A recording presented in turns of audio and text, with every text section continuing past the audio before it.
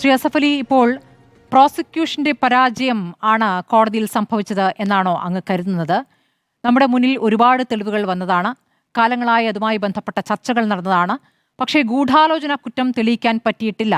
ഈ കൃത്യം നടത്തിയവർ മാത്രം ശിക്ഷിക്കപ്പെടുന്ന ഒരു കേസായി ഈ വിധി മാറുകയാണ്. അങ്ങെങ്ങനെയാണ് ഈ വിധിയെ കാണുന്നത്?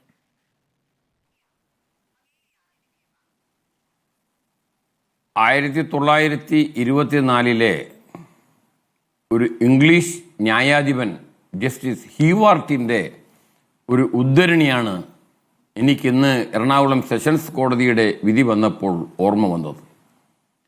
Justice should not only be done, it must appears to be done.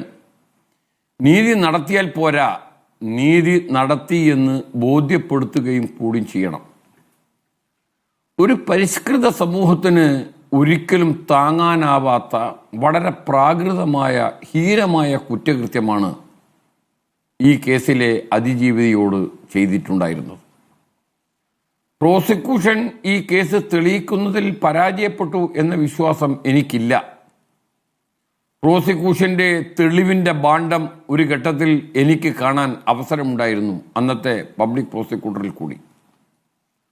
Prosecution ഈ കേസ് എല്ലാ അർത്ഥത്തിലും പതിവിൽ കവിഞ്ഞ ജാഗ്രതയിൽ നടത്തിയിട്ടുണ്ട് എന്ന് വിശ്വസിക്കുന്ന ഒരാളാണ് ഞാൻ. സാധാരണ ഒരു ബലാത്സംഗ കേസല്ല ഇത്. കുറേ സാക്ഷികൾ കൂറുമാറിയത് കൊണ്ട് ഇന്നലെയും മിനിഞ്ഞാന്നും മാധ്യമങ്ങൾ റിപ്പോർട്ട് ചെയ്തു, സാക്ഷികളെല്ലാം കൂറുമാറിയിരിക്കുന്നു, അതുകൊണ്ട് കേസിന്റെ ഗതി കണ്ടറിയണം. ഒരു സാക്ഷി കൂറുമാറിയാൽ കേസിന് ദോഷം വരുന്ന രീതിയിലുള്ള കുറ്റകൃത്യമല്ല ഇവിടെ പ്രോസിക്യൂഷൻ ആരോപിക്കപ്പെട്ടിട്ടുള്ളത്. കാരണം ബലാത്സംഗം എന്ന് പറയുന്നത് സാധാരണഗതിയിൽ ഒരു പ്രൈവറ്റ് ക്രൈമാണ്. അത് ചെയ്യുന്നത് എപ്പോഴും രഹസ്യമായിട്ടായിരിക്കും. ബലാത്സംഗത്തിന് ഒരു സാക്ഷിയില്ലാത്തതിൻ്റെ പേരിൽ ബലാത്സംഗ കുറ്റം തെളിയിക്കപ്പെട്ടിട്ടില്ല എന്ന് എവിടെയും നിങ്ങൾക്ക് പറയാൻ കഴിയില്ല. അതിജീവിതയുടെ മൊഴി തന്നെ ധാരാളമാണ് ഈ കേസിലും മറ്റെല്ലാ കേസുകളിലും. സുപ്രീം കോടതി ഒരു സുപ്രസിദ്ധമായ ഒരു വിധിയിൽ കൂടി പറഞ്ഞിട്ടുണ്ട്. State of Punjab versus Gurmeet Singh എന്ന കേസിൽ ഒരു വിക്ടിം എന്നെ ബലാത്സംഗം ചെയ്യപ്പെട്ടു എന്ന് പരസ്യമായി അധികാരികളുടെ മുമ്പിൽ പറഞ്ഞ് കേസിന് ആരംഭം കുറിച്ചാൽ അവർക്കറിയാം അവരുടെ ശേഷിക്കുന്ന ജീവിതകാലം മുഴുവനും പണയപ്പെടുത്തിയിട്ടാണ് അവർ ആ നിയമ നടപടി കുരുങ്ങുന്നത്. അതുകൊണ്ട് അവരെ മറിച്ച് പ്രബലമായ തെളിവുകൾ അവരുടെ വാക്കുകളിൽ അവിശ്വസിക്കുന്ന രീതിയിൽ ഇല്ലെങ്കിൽ ആ വാക്ക് പൂർണ്ണമായും വിശ്വസിക്കണം. ഒരു കൊലപാതകത്തെക്കാളും ഹീനമായ കുറ്റമാണ് ബലാത്സംഗം എന്നാണ് സുപ്രീം കോടതി ആ ഗുർമീത് സിംഗ് കേസിൽ പറഞ്ഞത്. ഈ കേസിൽ എവിടെയാണ് പ്രോസിക്യൂഷൻ പരാജയപ്പെട്ടിരിക്കുന്നത്? പ്രോസിക്യൂഷൻ സാധാരണ കുറ്റകരമായ ഗൂഢാലോചന തെളിയിക്കാൻ അത്ര എളുപ്പമല്ല. ഒരു പബ്ലിക്കായി നടക്കുന്ന ഒന്നല്ല ഗൂഢാലോചന. ക്രിമിനൽ കോൺസ്പിറസി സാധാരണ രഹസ്യമായിട്ടേ നടക്കുകയുള്ളൂ. സുപ്രസിദ്ധമായ രാജീവ് ഗാന്ധിയുടെ വധക്കേസിൽ സുപ്രീം കോടതിയുടെ വിധിയുണ്ട്. ഈ ഷെയറിംഗ് ഓഫ് തോട്ട്സ് ആണ് ക്രിമിനൽ ഗൂഢാലോചന. അപ്പോൾ അതിൽ ഡയറക്റ്റ് എവിഡൻസ് ആവശ്യമില്ല എന്നാണ് സുപ്രീം കോടതി ആ കേസിൽ പറഞ്ഞത്.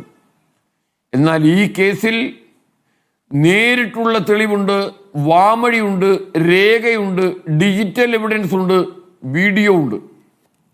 ഇതെല്ലാം തെളിവ് സാക്ഷ്യം വഹിക്കുന്നത് ഇതിലെ പ്രൈം കോൺസ്പിറേറ്ററായ A8 8ാം പ്രതിയിലേക്ക് തന്നെയാണ്.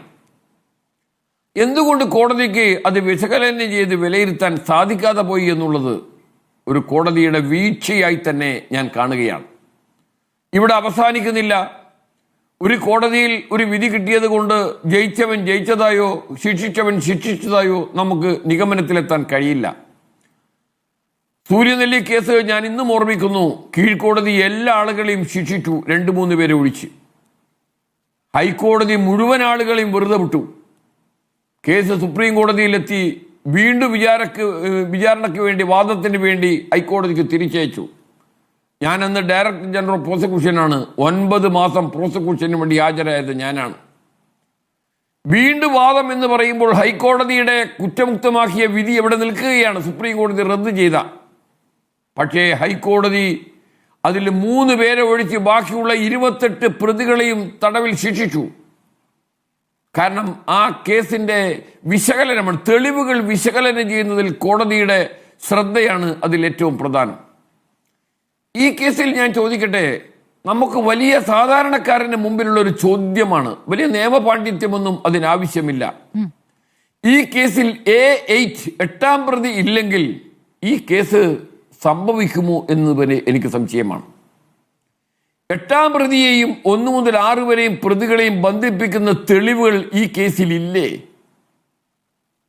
ഈ 8ാം പ്രതി തന്നെ കോടതിയിൽ ഹാജരാക്കിയ ചില രേഖകൾ പരിശോധിച്ചാൽ 8ാം പ്രതിക്ക് ഈ ക്രിമിനൽ ഗൂഢാലോചനയിൽ പങ്കുണ്ട് എന്ന് തെളിയുന്നതാണ്. പ്രോസിക്യൂഷന്റെ ഒരു 101ാം നമ്പർ രേഖയുണ്ട്. ആ രേഖ എന്താണെന്നറിയുമോ? 8ാം പ്രതി പോലീസിൽ കൊടുത്ത ഒരു പരാതിയാണ്. 1ാം പ്രതി കൊട്ടേഷന്റെ പൈസയ്ക്ക് വേണ്ടി എന്നെ നിരന്തരമായി ആവശ്യപ്പെട്ടുകൊണ്ടിരിക്കുന്നു എന്നാണ്. ഈ വിക്ടിമായ ഈ വിക്ടിമിനെ ഇത്ര ഹീനമായ രീതിയിൽ കൂട്ടബലാത്സംഗം ചെയ്യുമ്പോൾ അവരോട് പറഞ്ഞു, എനിക്കൊരു കൊട്ടേഷൻ കിട്ടിയതാണ് നിങ്ങളെ ബലാത്സംഗം ചെയ്ത് നഗ്ന ചിത്രമെടുക്കാൻ. നിരപരാധിയായ ആ സ്ത്രീ ചോദിച്ചു, ആ പണം ഞാൻ തന്നാൽ എന്നെ കുറ്റമുക്തമാക്കുമോ? നിന്നില്ല. അപ്പൊ സാധാരണഗതിയിൽ ഈ 1 മുതൽ 6 വരെ പ്രതികൾക്ക് ഒരു ബലാത്സംഗമാണ് മാത്രമാണ് ലക്ഷ്യമെങ്കിൽ ഒരിക്കലും അത് വീഡിയോയിൽ പകർത്തേണ്ട ആവശ്യമില്ല. നമ്മളിവിടെ റിപ്പോർട്ട് ചെയ്തു വരുന്ന ഓരോ ബലാത്സംഗ കേസും നടക്കുന്നത് രഹസ്യമായിട്ടാണ്, അല്ലെങ്കിൽ രഹസ്യ സ്വഭാവമുള്ളതാണ്. അതൊരിക്കലും വീഡിയോയിൽ പകർത്തിയത് മാത്രമല്ല, 8ാം പ്രതിയുടെ കൈകളിലേക്ക് ആ പെൻഡ്രൈവും ആ 8ാം പ്രതി ആ മെമ്മറി കാർഡിൽ കൂടി ആ ദൃശ്യം കണ്ട് ആഷ് വാല്യൂ വ്യത്യാസം വന്നതും പൊതുസമൂഹം ഞെട്ടലോട് കൂടിയാണ് കണ്ടത്. ഇതിലെ ഗൂഢാലോചനയ്ക്കുള്ള പ്രധാനപ്പെട്ട കണ്ണി എന്ന് പറയുന്നത് ആ ഡിജിറ്റൽ തെളിവാണ്. ഒരു കോടതിക്കും അതിൻ്റെ മുമ്പിൽ കണ്ണടക്കാൻ കഴിയില്ല. കണ്ണടച്ചിട്ടുണ്ടെങ്കിൽ നാളെ ആ കണ്ണ് തുറപ്പിക്കാൻ ഉയർന്ന കോടതികൾ നമ്മുടെ രാജ്യത്തുണ്ട് എന്ന വസ്തുത നമുക്കാർക്കും വിസ്മരിച്ചുകൂടാ.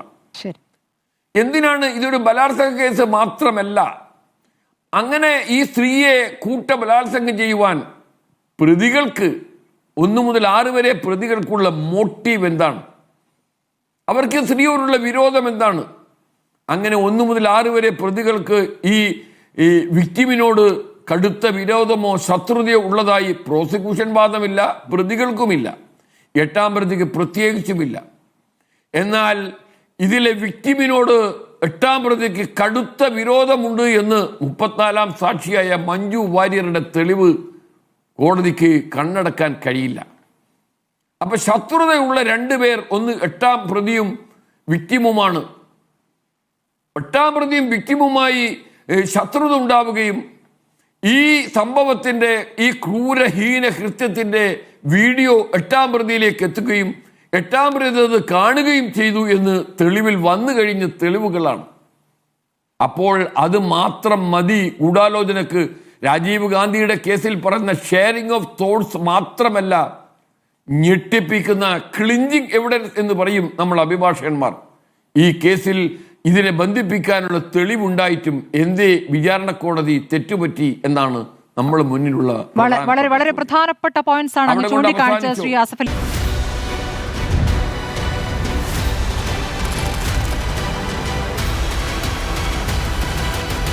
Debate with Smriti Paruthikad.